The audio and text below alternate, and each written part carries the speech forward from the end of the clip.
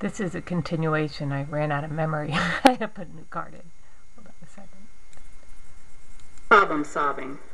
Sometimes you have to choose between fighting and problem solving.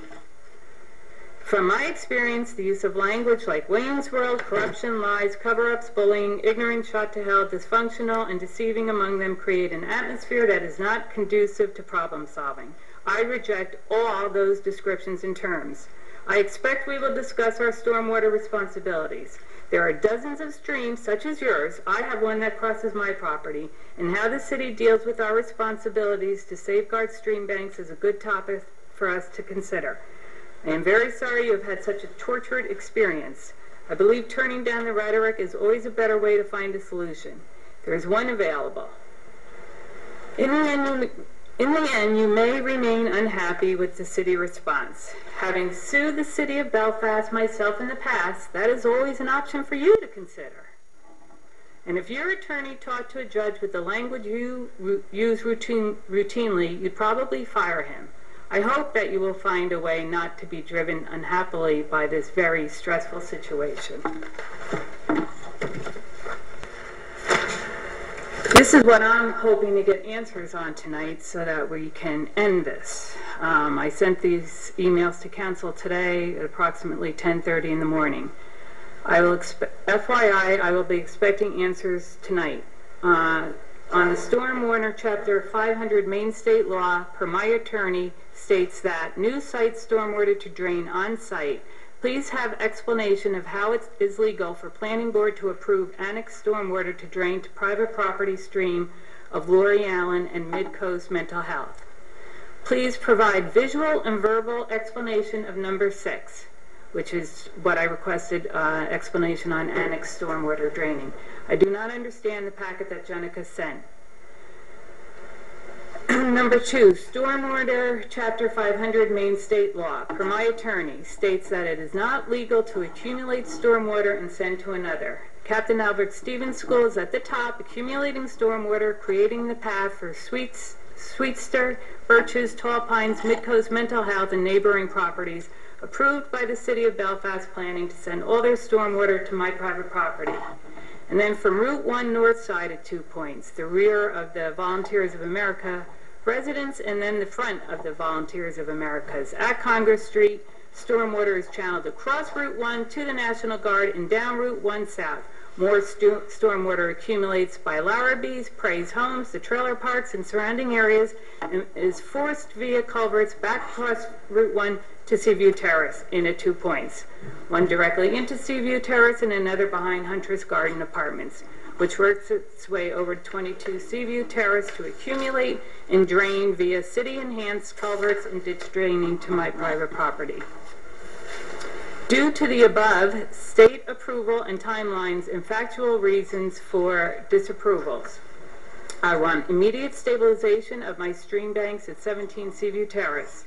I want aggressively and swiftly reroute all stormwater from all culverted stormwater drains that are directed towards Seaview Terrace. The map and pictures given to council document the culverts I located. I may have missed a few in the trail from Captain Albert Stevens School down to Seaview Terrace. If so, those are to be included in the reroute.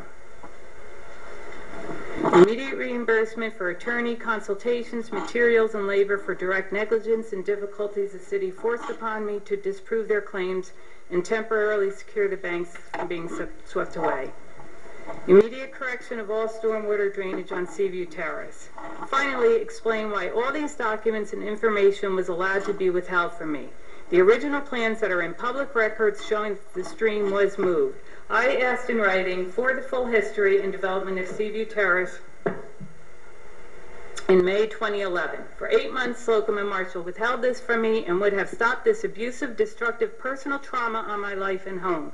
It is wrong to waste taxpayers' money in the cover-up and give these officials raises. Marshall and Slocum used natural stream and natural runoff as their defense in destroying my property and flooding Seaview Terrace. Up until the 90s, Seaview Terrace was dry. No one had water in their basements. The cost for a system to get the water out today is $15,000 per home and must have electricity. Flooding of Seaview Terrace will render this system useless.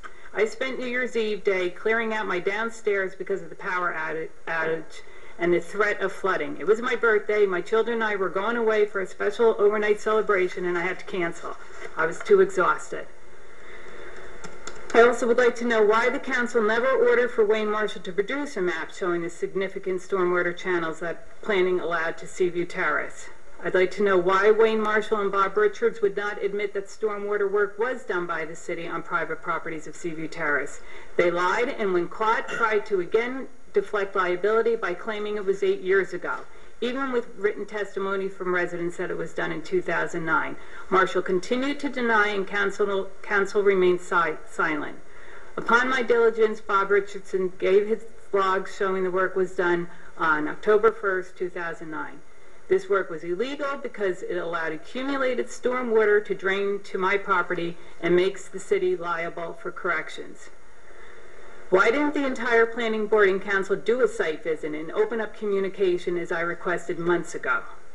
Why has Mike Hurley been allowed to publicly slander me and give allegiance to Marshall and Slocum? They have been discrediting me and disrespecting me for 8 months and counting. Not any documents have been produced to allow for the city to flood us, endanger us, and erode our property.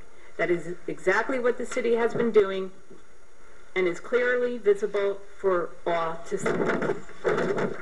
I'm almost done.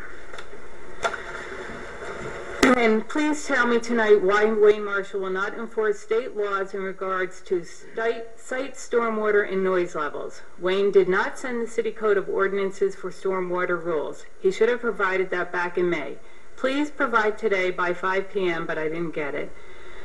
My attorney advises that site stormwater law is in effect and state noise level is 60, yet Wayne's ordinance from 1997 says 75.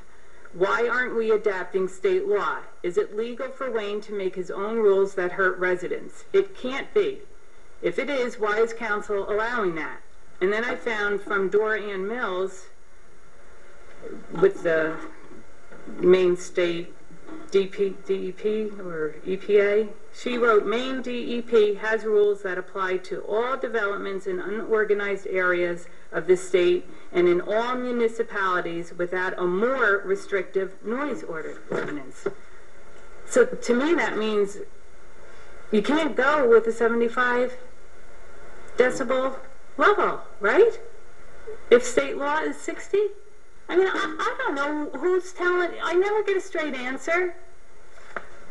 You're telling me that I haven't communicated.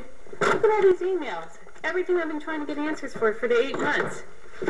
I had no choice but to come up here and start doing all this to get your attention. I didn't want to do this. This is going to be on the agenda tonight. I know it is, but I was afraid I wouldn't get to speak again. Well, let's see how it goes. Let's see. Thank you.